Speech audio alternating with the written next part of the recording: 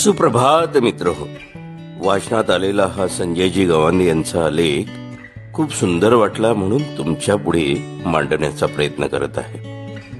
आकाश के उस पार भी. आता उन्ह जरा कल्ली आहे. दुपारचा दाह कमी झाला आहे. पानाआड विसावलेले पक्षी आता मना बाहेर काढू पाहतायत. जरा डोळे दिपतातच. वैशाख वणवा त्यांच्याही जीवाची कायली करतोच आहे. त्यांची तक्रार नाही. अजून थोड्या वेळाने आकाश भरारी घेण्याची हिंमत पंखात येणारच आहे. मग फक्त सैर सैर सैर. नजरेत दिसणारे आकाश आणि मनात भरलेले आकाश हे जसं पक्ष्यांना ठाऊक असतं तसं माणसांना माहीत नसेल तर न बरच. फक्त शोध हवा. पंखात पाखराची हिंमत हवी. म्हणजे दिसणाऱ्या आकाशाच्या पलीकडेही भव्य काही आहे. नवे जग आहे.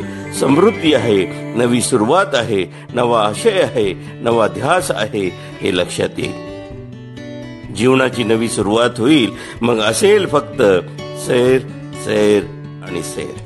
कारण आकाश के उस पार भी आकाश आहे. नुसत्या ढगांचं आभाळ डोक्यावर दिसलं आणि क्षितिजावर आकाश टेकलेलं दिसलं म्हणजे संपलं असं अजिबात नाही. याही ढगांच्या पलीकडे आणि क्षितिजाच्या वर एक आकाश आहे. आपल्याला याच आकाशाला गवसणी घालायची आहे, जे अतिशय निरभ्र आणि निर्भय आहे. जिथे जगण्यातल्या अडथळ्यांपेक्षा प्रचंड मोकळीकतेची पोकळी आहे. दाह नसून सौदार्य आहे. आपण हिंमत पंखात भरायची. वैशाख वणवा ज्याने सोसला त्याला ते आकाश पादाक्रांत करायला कितीसा वेळ लागणार आहे. आकाश के उस पार भी आकाश. तिथे सृजनांचे स्वागत होते. नवनिर्माणांची चाहूल लागते. विचारांना मूर्तता येते. ध्येयाची पूर्तता होते. हे आकाश अलौकिक कार्याला समृद्ध करण्यासाठी निर्माण केलेले आहे. ते अंतरंगातून सुरू होते आणि आकाश के उस पार भी आकाश आहे असे म्हणत अनुभव घेत मनाला विस्तीर्णतेचा शालू पांघरून ध्येयाच्या भव्यतेला आलिंगन देते. आकाश के उस पार भी आकाश आहे.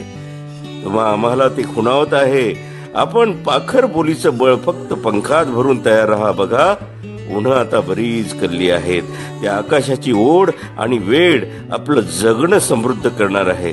आजूबाजूला कितीही अव्यवहारिक कचरा असला आणि मनात मळ बसली तरी चेतनेचे पंख पसरायची वेळ आली आहे. कारण आकाश के उस पार भी आकाश है.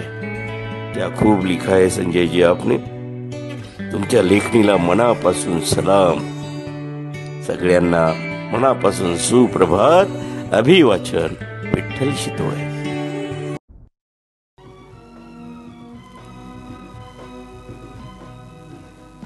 आकाश के